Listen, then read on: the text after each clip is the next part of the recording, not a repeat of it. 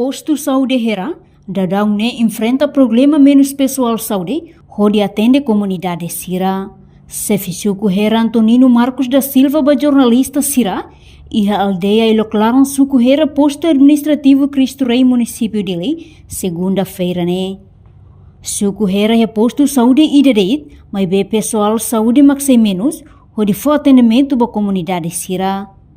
No nenhe exige Ministério Saúde, atualmente tam pessoal saúde, tam batur plano nebe ia, tinang oin, sei lo que tam centro saúde ia hera, portanto suku hera rasik ia total população hamutu krihun sanul resin rua.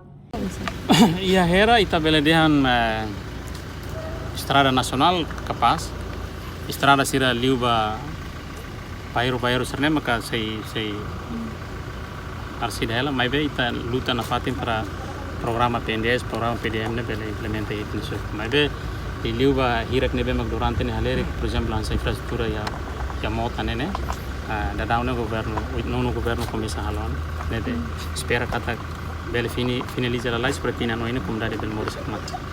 Eletricidade também ninia be ne ia hera automaticamente maioria comunidade acesso. Agora be ita beldian maioria ne be ema pura rasi. Saúde ita ia posto saúde. Mas be ita nia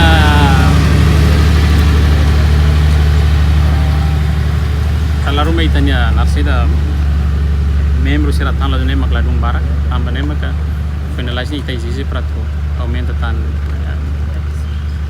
pessoal saúde sira bel mai ya tambah ita ia ala plano tinang oin atau hari centro saúde.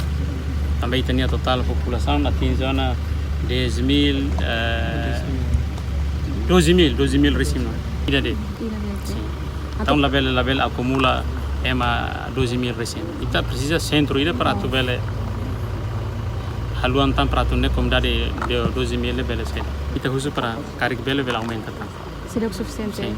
Reportagem Fifania de Carvalho, Televisão Timor Post.